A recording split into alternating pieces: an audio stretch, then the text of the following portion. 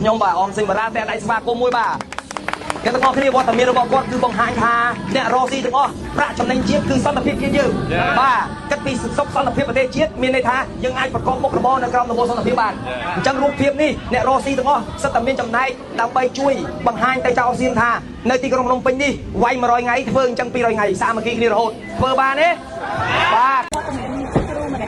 អរគុណវត្តមានដែលពិតជាមានប្រសិទ្ធភាពដល់បងប្អូនទូទាំងប្រទេសវត្តមានបងប្អូនគឺជួយឲ្យមនុស្សច្រើនមានសេចក្តីចំណាយ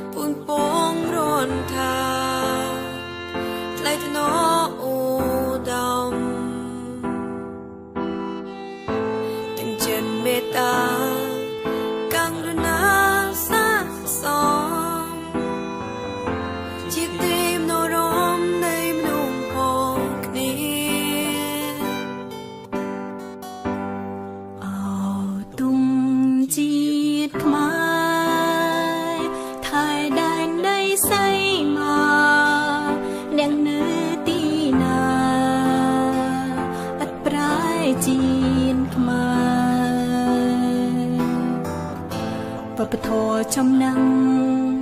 จีนសង្ឃពូកាយយើងត្រូវខំថែឲ្យបានធិនថេយើងជាកូនខ្មែររួមគ្នាថែមរតកដូនតាជាតិយើងថ្លៃថ្លាដោយសារយើងចេះសាមគ្គីគ្នាព្រួនដៃគ្នាឡើងមិនអើយកសាងជាតិអភិវឌ្ឍក្រុមគ្រាព្រោះយើងគ្រប់គ្នាសុទ្ធតែមានបេះដូងជាខ្មែរ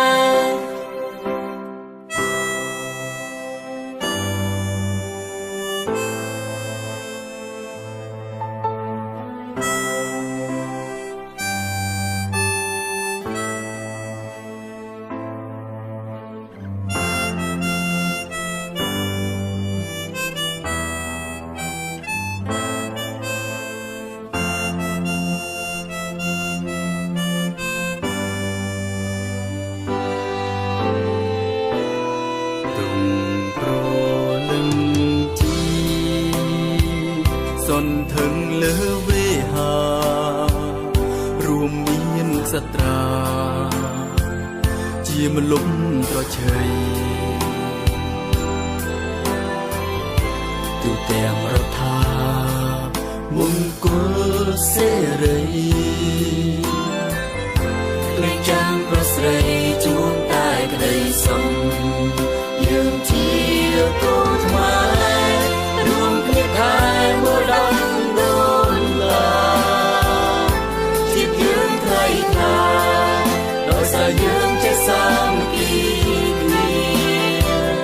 រួមដៃគ្នាឡើងមិនអើ